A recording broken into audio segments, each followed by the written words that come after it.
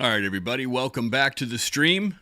Give people a few minutes to get in here. Normally we have a timer, but apparently we had some issues with static on the first start of the stream, so we've restarted.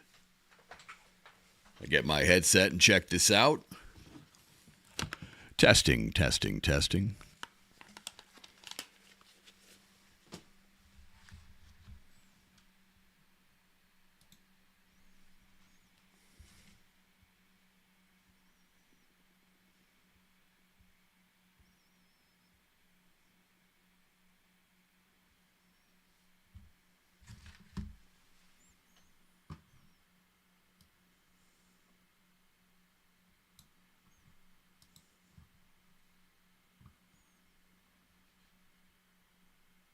All right, everybody. Are we clear again? Oh, awesome. This is great. All right, sorry about that. Welcome back to the stream. I'm telling you, I did nothing to the microphone. I did nothing to the audio interface. I think sometimes Streamlabs OBS just has a really weird glitch where it's screwing up the audio, and I need to get that figured out. Jim's Laser Engraving and Woodworking says this is his first time here. Welcome. Welcome to the stream. We are also streaming on TikTok, but if you are on TikTok, I have to scroll back and forth to actually see your comments because for whatever reason, your comments are not going into the multi-stream chat. So if you don't want me to miss your comments, you should probably join on either YouTube, Facebook, X, or on Twitch, and I will see your comments without a doubt. Since this is also going on Spotify, I'm going to start the intro over again. Welcome back to the Survival Summit live stream. I am Jesse, and tonight we're not just talking about gear or theory. We're diving a little bit into history. Because real survival wisdom doesn't just come from manuals, it comes from what really happened. We're going to walk through some of the most devastating disasters in modern history, natural disasters, economic, societal disasters, and we're going to break down exactly what they might teach us using the 8 critical points of survival. Those 8 critical points: shelter, fire, water, food, medical, communications, signaling, and land nav. Of course, the most important are shelter, fire, water, food, and medical. And in some cases, medical can be even more important depending on the situation. Depends on exactly what happened and the situation you find yourself in. So forget about trend words, buzzwords. If you can't cover these in a crisis, you're going to be in trouble. So let's learn from those who lived and from those who didn't. All right, welcome everybody again to the chat. Again, if you are on TikTok, you might want to shoot over to one of the other channels so I can make sure that I see all of your comments. Mikhail says, good evening from the Balkans. Good evening. Read Genesis 49:10, Arlith. Everybody says it's all clear, so I guess we are good this time, and the audio is running smooth. All right, so one of the first major disasters that I want to talk about is Hurricane Katrina. Hurricane Katrina, August 2005 in New Orleans, essentially a city that became completely underwater. Most of you, if you haven't heard about this disaster, I'd be shocked. I don't know how you would have ever missed that. It wasn't just a natural disaster. It was basically a survival litmus test. The storm exposed just how fragile our infrastructure can really be. So when it comes to shelter, roofs were torn off, thousands of homes were flooded beyond repair. People ended up in the Superdome, which, if you saw on the news, was overcrowded, unsanitary, and extremely unsafe. If you lived there, could you have bugged out before the storm? If you had the chance, would you have made it out? Did you have an alternate shelter option, whether it was someone, family, friends in a different area? What's part of your PACE plan? Did you have an alternate or contingency, or were you just going to stick it out in your primary no matter what, which could be pretty dangerous? Did you have anything? Tents, tarps, vehicle, anything at all? Fire. Power was out across the city and nights were very long, very dangerous. No light, no warmth. And in some areas, people resorted to burning trash to stay warm, or at least for visibility. Having off-grid fire starting tools and knowing how to use them safely is always going to be key, no matter what the disaster is. Water. So this one's huge. Water was a massive problem because you think, oh, you know what? There's water everywhere. The whole town is flooded. But almost none of it was drinkable. The flooding brought in sewage, gasoline, all kinds of chemical runoff. Survivors were actually drinking contaminated water, which led to infections, led to a lot of deaths.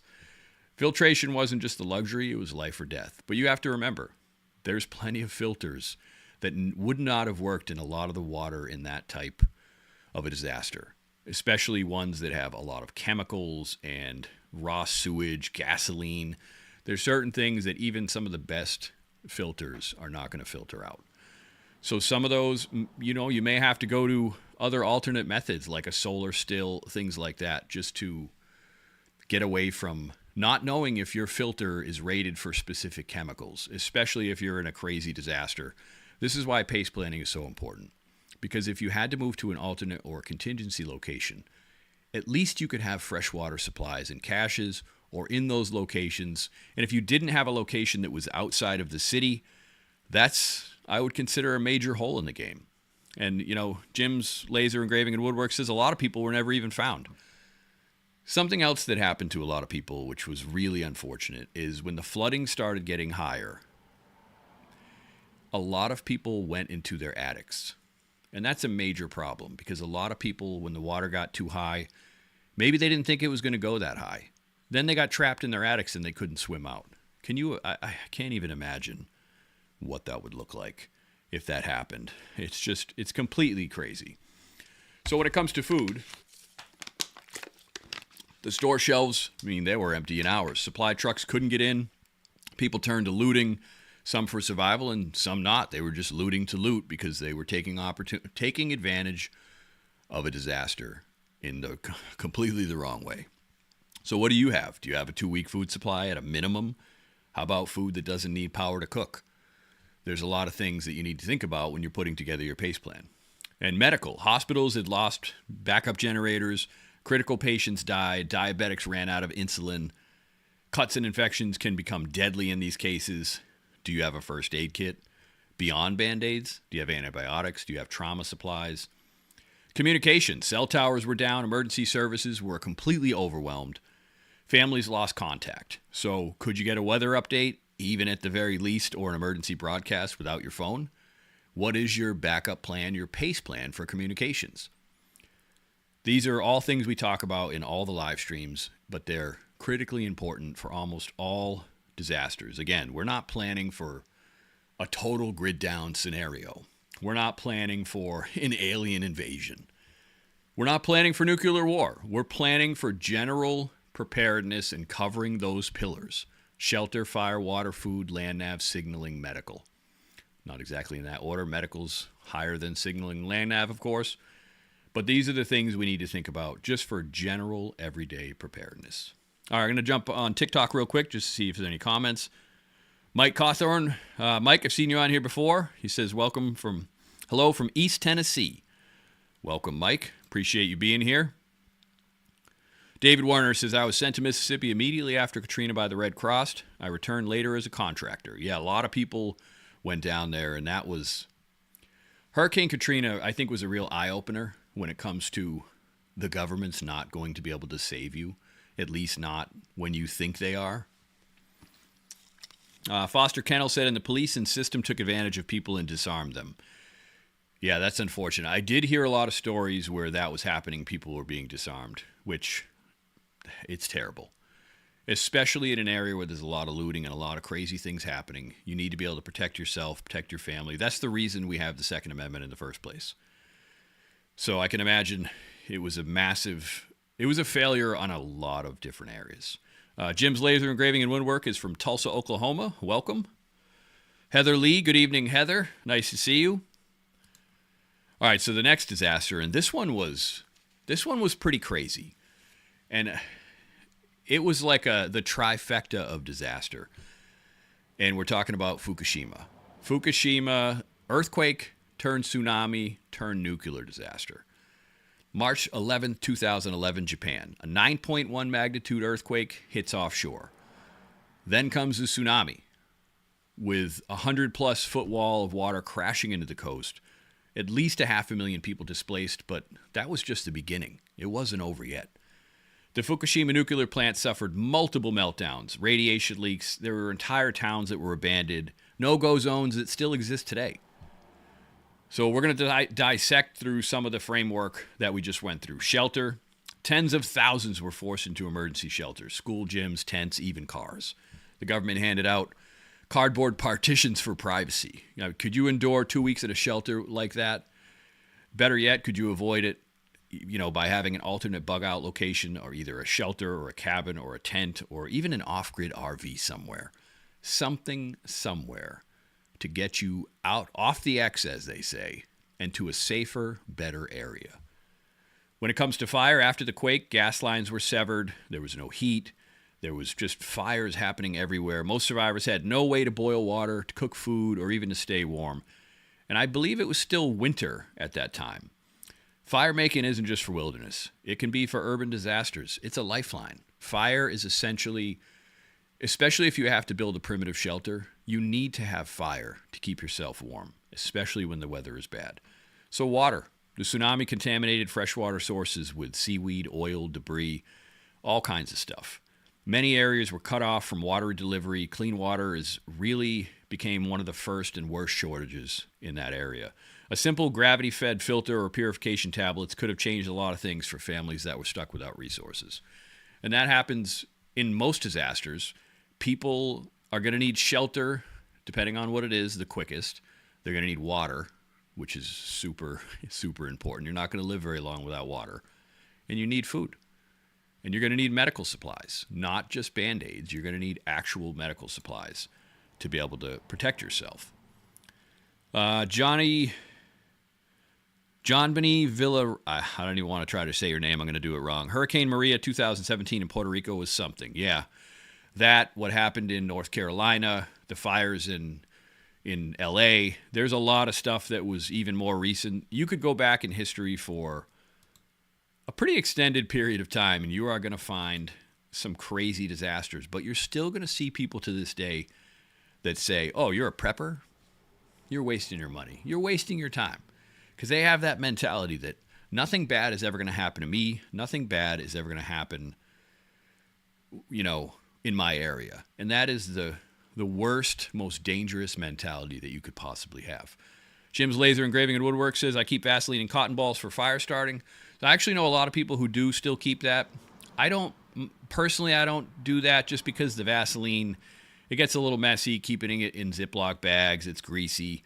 I carry the fire tabs that we have on our site. They're still treated, and they're amazing. They're super small. You can break them up into multiple sections to start multiple fires. They're completely dry, and they're completely waterproof.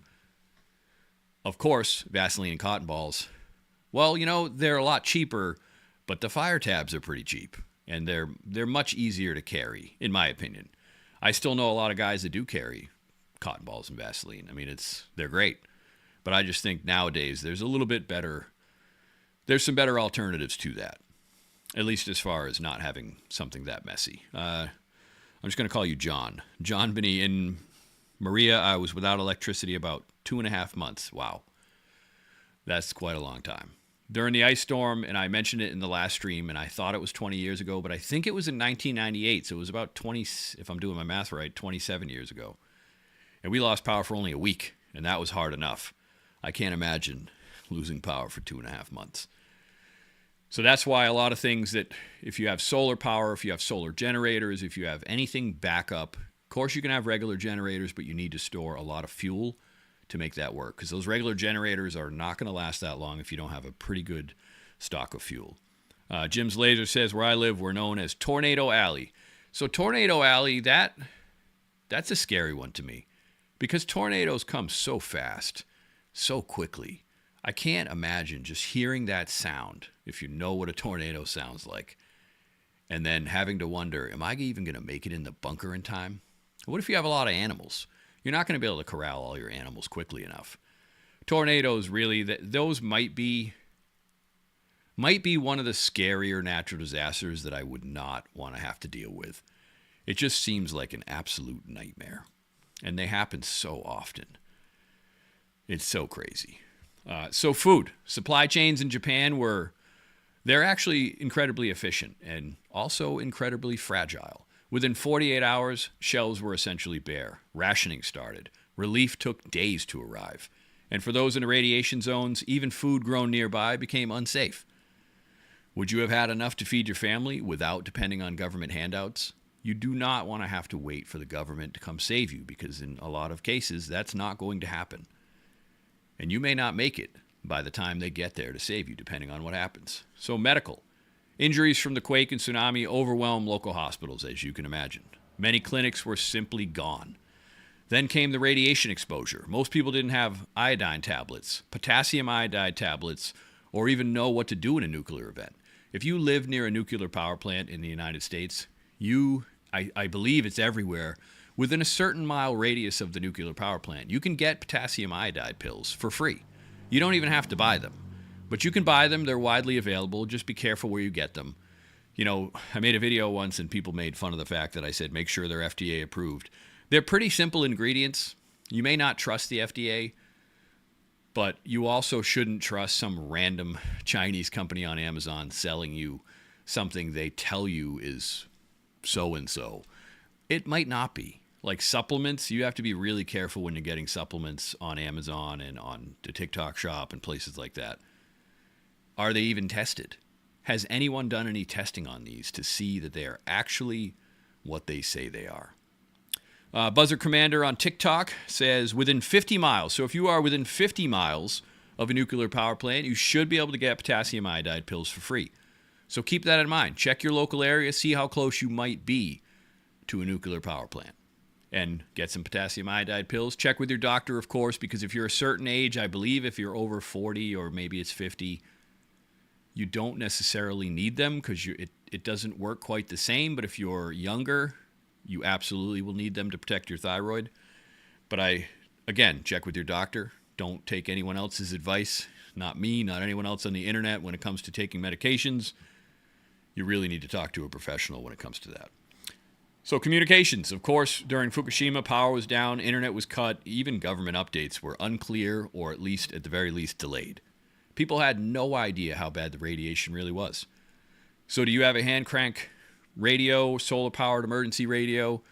Do you have a radiation detector? Believe it or not, you can get radiation detectors fairly cheap nowadays. Again, be careful. Do a lot of reviews. Check people who've tested them. But you can get them a lot cheaper. It's not the old days where you're getting a Geiger counter that's going to cost you hundreds and hundreds and hundreds of dollars. It's just not. So check out what's available. There's a lot of stuff that's available that'll help you figure out radiation levels. You can get gas masks, but don't get those. You can get some of the old Israeli gas masks, but don't use the filters, because typically those filters that you're going to buy in surplus, they're too old. They're way past the expiration date. You can go to a place. There's a couple different places.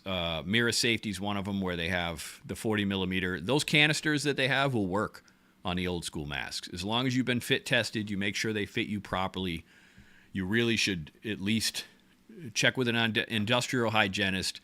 If you're going to spend a lot of money on a mask, make sure it fits you and make sure you're actually fit tested to know that it's going to work. Like me, with this beard, I probably wouldn't even pass a fit test.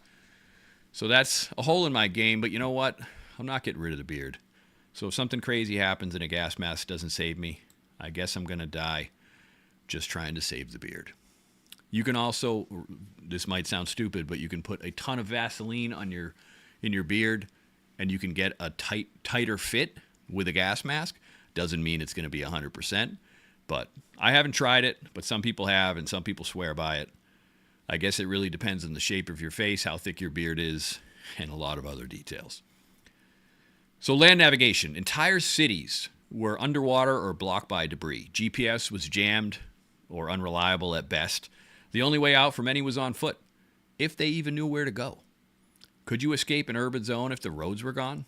Do you have a map? Even if you don't have topo maps and you don't have a lot of land navigation skills with a compass and a protractor, do you have street maps? Do you know, like I said the last stream, we rely so much on our cell phones for direction these days that when I was younger, we never had to worry. We had maps. We sometimes pulled over just to check the map to see where we were and how to get to where we were going. And it helped us remember those routes so that eventually we never needed maps and we knew where everything was. Unfortunately, a lot of people don't have that anymore because they're just plugging it into the GPS, they're plugging it into the phone, and they're just following along. And they're not really paying as much attention. So I think in a lot of ways, learning direction, even in our local area, has become a little bit more difficult. I mean, unless you grew up in a much smaller town and you know where everything is anyway, it's a little bit different. But if you're in a bigger urban area, do you know how to get to the more rural area?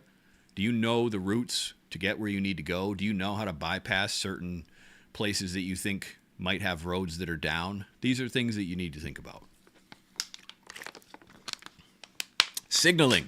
So a lot of helicopters were flying over towns for days before they saw survivors.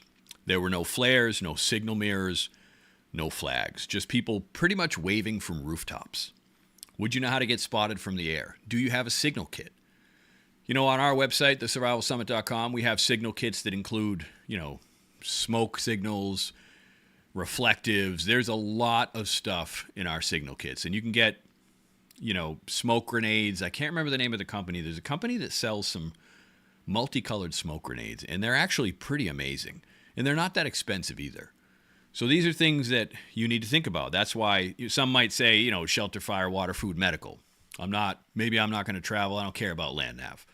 And what do I care about signaling? I'm not lost in the wilderness. Well, if you're hanging out on a rooftop trying to get rescued by helicopters that are literally trying to rescue thousands and thousands of people, and you're the one with the smoke grenade, well, you're probably going to be seen before them. So signaling is important everywhere. In every disaster, you want to be found, unless you're on the run. That's a different story. You don't want to be letting off smoke grenades in that case. But for most cases, signaling is going to be very important. Do you have a signal mirror? Do you have a flashlight? Most flashlights now come with an SOS feature. There's a lot of great gear out there, and it's not just electronic. There's a lot of great signal gear that's analog that'll work perfectly fine, and you don't need power. So essentially, the Japan disaster showed us that nature and technology can fail at the same time. And when they do, you better have a plan. And I hope, if you guys watch this stream often, that you do have a PACE plan. You have a primary, an alternate, a contingency, and an emergency, not just for bug out, but for everything. Everything, you should have a PACE plan for every category: shelter, fire, water, food, medical, signaling, land nav, communications. All right, so the next, let me check the comments first. Buzzer Commander on TikTok says, if you are allergic to iodide or shellfish, you should not take the pills. Yes, you need to make sure you speak to your doctor and get some recommendations before you take any type of medication. That should always be the case, no matter what. Just because you research something on WebMD and freak yourself out half the time, and you think maybe, you know what, I could figure it out. Don't take the risk. Just be really careful. Vinny, what's up, Vinny? Vinny is one of I believe that's the same Vinny. Vinny is one of our moderators on the Discord channel. If you want to join our Discord channel, go to the link in our bio that says join our Discord. It's probably 5 or 6 links down on our bio.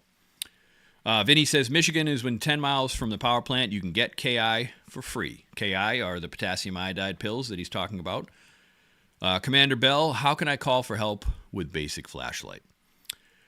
Well, if you learn some of the SOS, like I want to say, I'm probably thinking about this wrong. I think SOS is 1, 2, 3, 1, 2, 1, 2, 3. I'd have to double check. I have a really bad memory.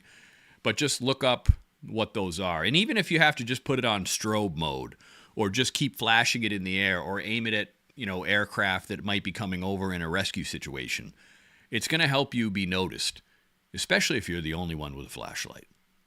It is 100% going to help you, especially at night, because you're not going to use a signal mirror at night. You're going to want a flashlight. There's a lot of different. That's why PACE planning is super important when it comes to even signaling. You want to have the backup to the backup to the backup, and then an emergency backup to all the rest of that stuff. So the next thing I want to talk about is Argentina. Argentina's economic collapse. So now let's go to this is a slower moving but not less deadly disaster. Argentina in the late 90s to the early 2000s. The country's economy essentially collapsed. Banks froze all withdrawals. The currency lost value basically overnight. Entire families went from middle class to poverty in just months. Here's what survival looked like for them. Shelter. Some couldn't even afford to heat their homes or pay their rent, and urban slums grew quickly overnight. Do you have a way to heat your home or bug out if you lose your income? This is, I can't stress this enough how important PACE planning is. It's critical, super critical. Fire. Utilities became unreliable. Rolling blackouts lasted for days. People used candles and open flames indoors, leading to fires. You need to have a safe way to create light and cook indoors. That is essential. Water. Water services wasn't always shut off, but purification stopped in a lot of areas. Boil alerts were super common. Could you purify tap water without power? Did you even have some type of a radio or communications device where you knew that there was a boil alert? Think about it like this. If there's ever even a major storm or any type of disaster, even if it's not wide scale in your town, just don't drink the tap water if something crazy is happening. Because by the time a boil alert comes out, you may have already been drinking contaminated water. Maybe, the power or maybe the plant that filters the water in your town, something happened to it. You need to be careful. So if there's ever a big disaster or a major storm, just by default, don't drink the water. Drink bottled water. Use filtration. You want to make a habit of that.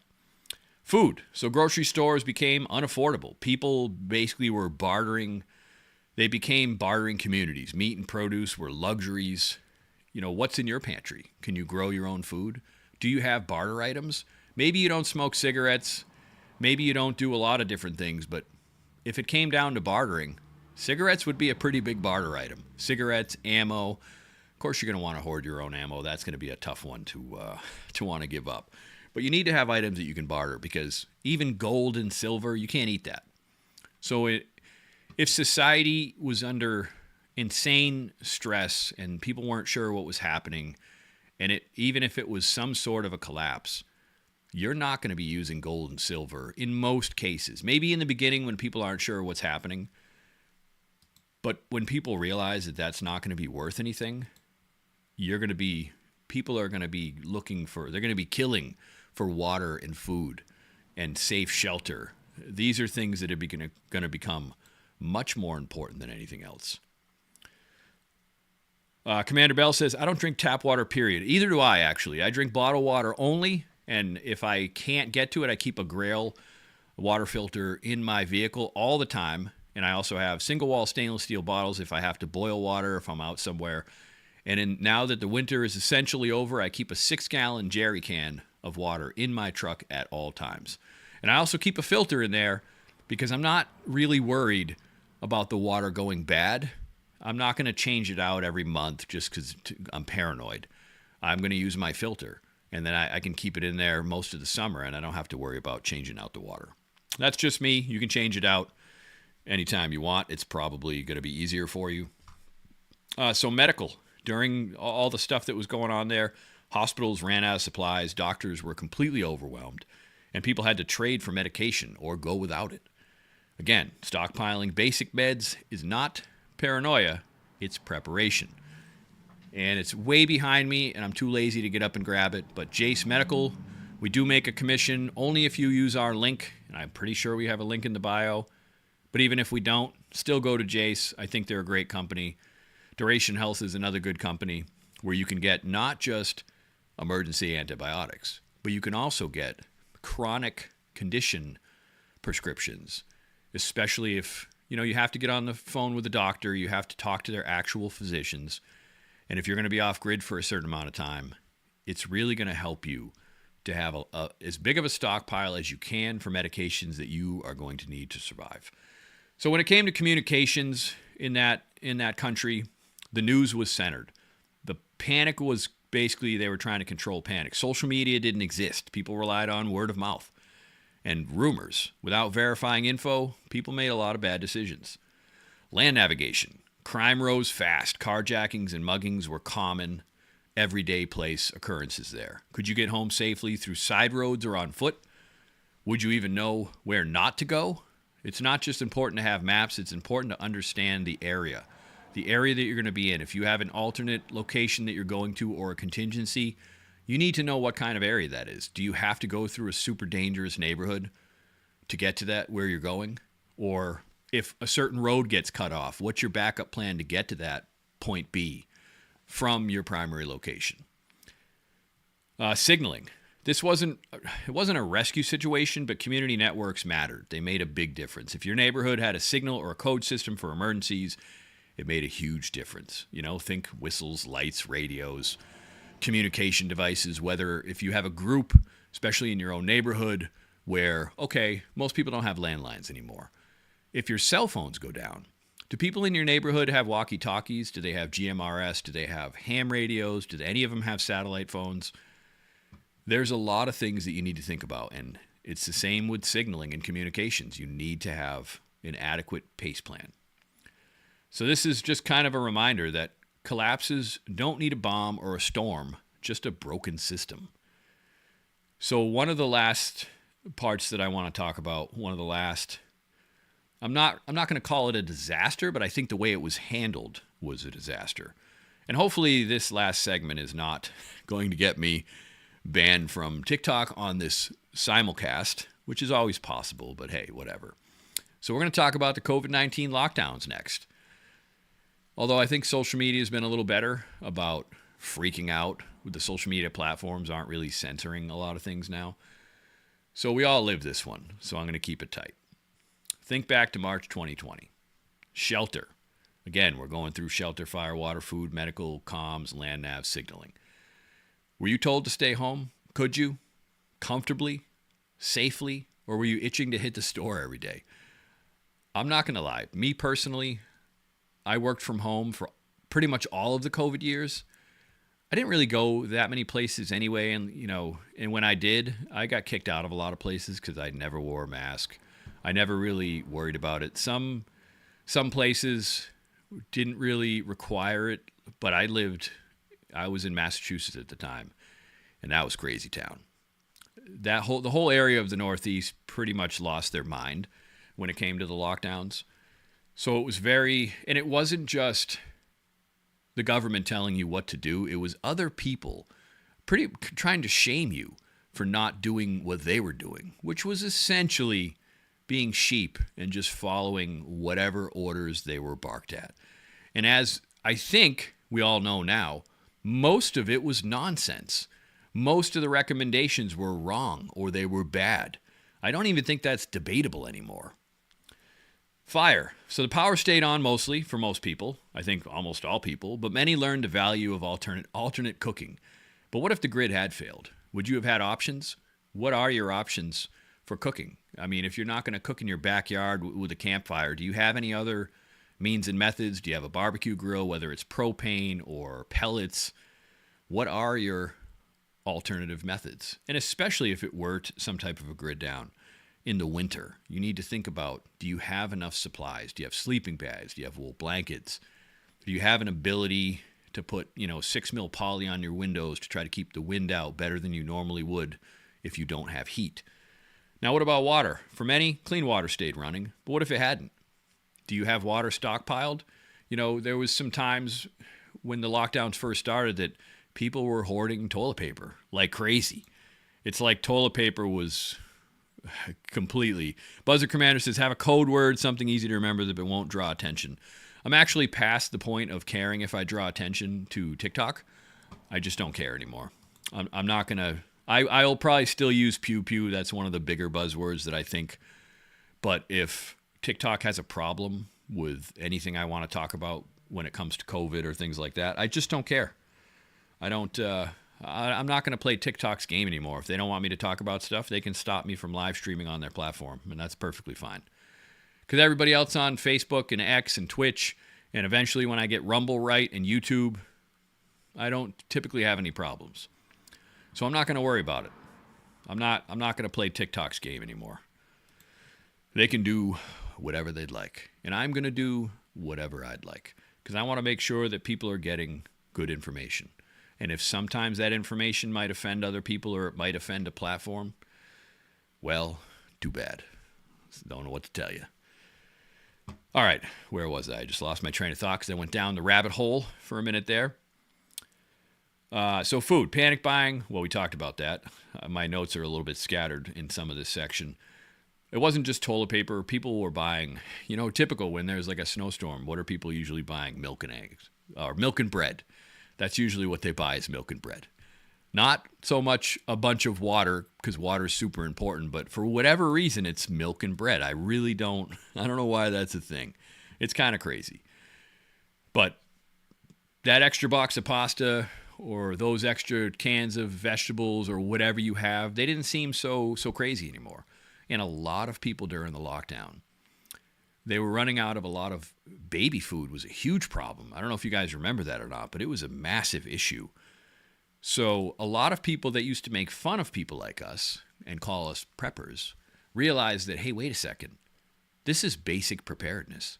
Your own inept government has National Preparedness Month every September. They tell you to stock water and food and medical supplies.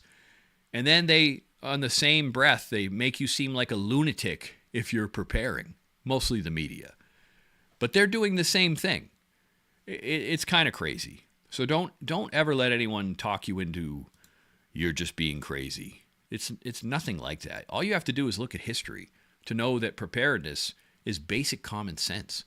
And it's the basic way to take care of yourselves and your family. It couldn't be any more basic. But some people make it out to be some kind of a weird thing, and it's really not. So one of the biggest things was medical. Hospitals were packed, allegedly. Sometimes maybe they weren't. Sometimes maybe they were. But there were a lot of places that did have packed hospitals. ERs were impossible to get into. A lot of people, even if they had the flu, were just flocking to the hospitals. And a lot of places were overrun. I know some people who worked in some hospitals, and I know that was true. I also know some people that worked in other hospitals that said it was highly overblown in certain areas. I'm not here to make that judgment. I was not there.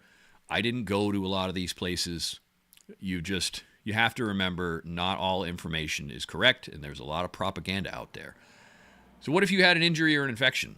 Were you ready to deal with that at home? There were people that had heart issues and were waiting on surgeries, and all of a sudden, they couldn't get into the hospital, and they couldn't do what they needed to do to take care of themselves. And a lot of people with chronic conditions were having a hard time getting it.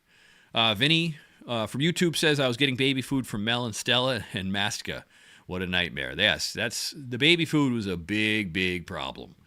So it makes you think, if you have young kids, you should be stocking up on baby food, diapers, baby powder, any of the things that you would need in case something happened and you weren't able to get what you needed.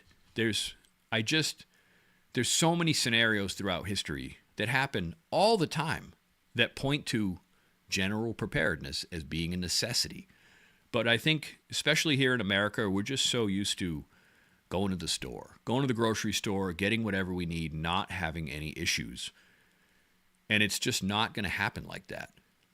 And I don't know how many more times in history it's going to take for something crazy to happen, for more people to understand that and to realize it. There's still people on social media, on Survival Summit, that still make dumb comments and say things like, you're just wasting your time, you're wasting your money, you're preparing for nothing. Those are the people you're going to see floating down the river. Help, help. I'm sorry, who are you? No. It gets to be a little bit too much, and it gets to be a little bit annoying with the cavalier attitude that people have when it comes to preparedness. When they're staring disasters in the face, even in our own country, all the time. It just makes no sense. So communications. Social media was a mess. Social media, the fake news flew faster than the truth. Radios, ham comms, trusted online sources really started to matter more than the nonsense that you were seeing on your television. People were just telling you things that were completely inaccurate. It was completely out of control. And there's still a lot of places that deny that was even happening. I mean, social media became locked down basically by the government. The FBI was involved. It was very third world country dictatorship type of tactics when it came to social media and propaganda. It was a huge, huge problem. So land nav, cities were pretty quiet, but restrictions were changing daily, especially if you were, depending on which area you were in. A lot of businesses went under. A lot of people lost their livelihoods, and they never should have had to. Would you have been able to relocate quietly if you needed to? Maybe the restrictions in your city were too much, and you had to go to an alternate location.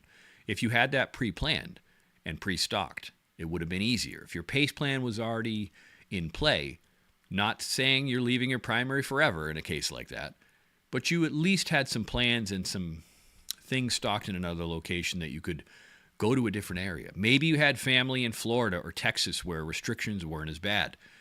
In the beginning, restrictions were pretty bad everywhere, but shortly after, they became a lot better in a lot different states when people started to realize that it was a lot of overblown panic and a lot of, well, quite frankly, nonsense. So signaling and isolation community really became everything. Check-in systems, a phone tree. These became life-saving for the elderly and people that were at risk. That's when a lot of communities, hopefully, came together and helped each other out, especially when you really couldn't get to a hospital for a lot of different things. COVID reminded us that you don't need a visible threat to be in danger. Sometimes the threat is simply being cut off from pharmacies, hospitals, grocery stores, any place. Just basic getting together and having a barbecue and doing things outside. Although social media might not like this very much either. But they were perfectly okay with protests. They were perfectly okay with thousands of people or hundreds of people getting together and protesting. That somehow was safe. But you and me couldn't have a barbecue in our backyard in the open air. That right there should have told you there's a problem here. Not just that. The first time I heard actual medical professionals, supposed medical professionals, say out loud that natural immunity wasn't a real thing, that it wasn't as important, that to me, that was it. That was like, okay, you've been captured. You either have no idea what you're talking about, or you're just lying straight to our faces because you're trying to put your agenda forward and you're trying to make people believe something that you want them to believe that you know damn well is not true. So that to me, that whole COVID era was a disaster on so many levels. So these disasters that we talked about tonight, they all look a little bit different, but they all teach us the same truth. If you wait until the moment things fall apart to prepare, you're too late. You're already too late. So tonight, don't just listen. Pick one of these historical events, even one we didn't talk about, even one more recent. Study it and then ask yourself, would I have been ready? Would I have had what it takes? Would I have had a proper pace plan to either get my family to a safer area or at least have backup plans for shelter, fire, water, food, medical, communications, signaling, and land nav? I really appreciate you guys joining, and thanks for being part of the Survival Summit family. I'm definitely going to take some questions. If you guys have any questions, throw them in the chat. I'm going to flip back and forth between TikTok and I really got to get this figured out because the multi-stream chat on Streamlabs OBS has everything. It has X, Facebook, YouTube, and Twitch, but then I have to flip through a separate window to go to TikTok. And this is the second TikTok stream that we've done as part of the simulcast on Streamlabs OBS. Now, TikTok may review this live stream and pull my stream key for Streamlabs, but again, I don't care. I'm done. I'm completely done not saying what I want to say and how I want to say it because we still have free speech. TikTok's run by a country that doesn't care about free speech, but I still care about free speech, and I know that you still care about free speech. So come whatever comes. I didn't say anything crazy. I didn't say anything completely wild. I don't even think I said anything that was remotely even debatable. I don't think. So I don't understand why there would be an issue. But the good news is I haven't seen any violations come through. So, but again, if TikTok wants to have a problem, not going to be my problem. It's going to be their problem. We have a lot of almost 400,000 followers on TikTok. And you know what? If something happens, we still have plenty of followers on all the other platforms. I'm just not going to play the game anymore. And hopefully there's negotiations where American companies are going to have most of the vested interest in TikTok based on what's going on with the platform and what's going on with that time limit that they had to make some changes so they don't get banned again. So hopefully TikTok will get their crap together and they'll stop messing with just average everyday people just wanting to speak their minds. Evan on TikTok says, my wife makes fun of me for being prepared. You know, that's going to happen. But I'll tell you what, you'll be the first one. She'll be like, oh, man, I'm so glad you did this if something happens. Jace Medical says, hello and good evening to you all you amazing people. I can't tell you what it is yet because I think they're doing it themselves tomorrow or the next day, but Jace Medical has something really cool that's going to be coming up, something pretty awesome, pretty fun. And I'll tell you about it when I can, but I think it's going to be a lot of fun, and a lot of people are really going to get into it. So keep an eye on Jace Medical on social media. They have some pretty cool stuff coming up. And hopefully tomorrow or the next day or whenever I'm allowed to do it, I'm going to tell you all about it and put out some videos on social media because I think it's going to be a lot of fun. All right. Anybody have any questions? If you don't have any questions, I may end the stream in a couple minutes. I know we haven't been on that long. It's been about 52 minutes. And part of that was me having to restart the stream because I had some issues with Streamlabs OBS. I am going to look at, there was another platform somebody mentioned to me. I'd really like a platform where I can more easily add in Rumble without having to do it in the stream. I have to add a stream key and a stream URL, and it doesn't let me add a custom thumbnail. And there's a couple things that I don't like about it. And I'd really like to stream on Instagram as well, but I have to do that, I have to go live on Instagram first on my phone and then click it in here. So it becomes a little bit difficult, and it narrows down the screen too much. So if I want to show you guys stuff like gear or whatever the case may be, it's much more difficult to do that on Instagram. And we don't have a huge following. We're still under 10,000 on Instagram. But then again, we're only around 1,600 on X, and we get a fair amount of people on this live stream from X, formerly known as Twitter. So you never know. Sometimes the traffic comes from unexpected places, but I'm glad you guys are here. Jay says we are waiting on the full details. I'm not going to tell you guys, though. I'm getting the full details myself via email, and I want to make sure that I give you guys proper information. And I talked to Jace today a little bit about it, but we're gonna wait. But I am gonna tell you guys. I will give you a hint.